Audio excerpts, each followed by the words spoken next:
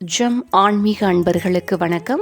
இன்றைய பதிவில் பெருமாளிடம் சனி பகவான் பெற்ற வரங்கள் பற்றி பார்க்கலாம். வாருங்கள். புரட்டாசி மாதம் பெருமாளின் அனுக்கிரகம் நிறைந்த மாதம். இந்த மாதத்தில் வரும் சனிக்கிழமைகள் பெருமாள் வழிபாடு மற்றும் விரதத்திற்கு உகந்தவை. புரட்டாசி மாதம் வரும் சனிக்கிழமைகளில் பெருமாளுக்கு விரதம் இருந்து வழிபட்டால் மிகவும் சிறப்பான வரங்களை தந்து வருடம் முழுவதும் நமது துன்பங்களை நீக்கி ஆனந்தம் தருவார் பெருமாள். அதிலும் 7.5 சனியால் பீடிக்கப்பட்டவர்கள் விரதம் இருந்தால் சனியின் தொல்லை நிச்சயம் நீங்குமாம். ஒரு சமயம் கலியுகத்தில் சனி பகவானிடம் நாரத மகரிஷி, பூலோகத்தில் நீங்கள் எங்கு வேண்டுமானாலும் செல்லலாம், உங்கள் சக்தியின் மூலம் யாரை வேண்டுமானால் துன்பப்படுத்தலாம், ஆனால் திருமலை பக்கம் மட்டும் சென்று விடாதீர்கள் என்று அவரை தூண்டிவிடுவது போல கூறினார். அதை கேட்ட சனி பகவான் அலட்சியமாக, என்னை யார் என்ன செய்ய முடியும் என்று திருமலையின் மேல் தனது காலை வைத்தாராம். கால் வைத்த அடுத்த நொடி சனி பகவான் பயங்கரமாக தூக்கி வீசப்பட்டாராம். திருமலையில் யார் இருக்கிறார் என தெரிந்தும்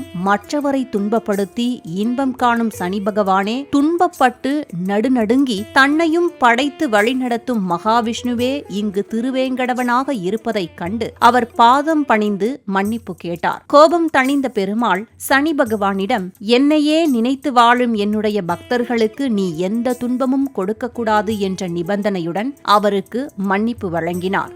சனி பகவானும் பணிவுடன், உங்களின் உண்மையான பக்தர்களை நான் என்றும் துன்பப்படுத்த மாட்டேன் என்று கூறினாராம். பிறகு சனி பகவான் பெருமாளிடம், மகா பிரபு, எனக்கு ஒரு வரம் தர வேண்டும். நான் பிறந்தது புரட்டாசி சனிக்கிழமை, ஆகையால் புரட்டாசி சனிக்கிழமைகளில் உங்களை வழிபடுபவர்களுக்கு வேண்டும் வரம் தந்து அருள் பாலிக்க வேண்டும் என்றும் கேட்டுக்கொண்டாராம். பெருமாளும் சனி பகவான் கேட்டுக்கொண்டபடி வரம் தந்து சனிக்கிழமைகளை தமக்கு உகந்த நாட்களாக ஏற்றுக்கொண்டாராம். அன்றிலிருந்து சனிக்கிழமைகள் பெருமாளுக்கு உகந்த வழிபாட்டு நாட்களாக விளங்கி வருகிறதாக கூறப்படுகிறது. சனிக்கிழமைகளில் பெருமாள் வழிபாட்டை மேற்கொண்டு சனியின் பிடியில் இருப்பவர்கள் சந்தோஷத்தை அடைவோம். இதுபோன்ற பல ஆன்மீக தகவலுடன் மீண்டும் சந்திக்கிறேன். வணக்கம்.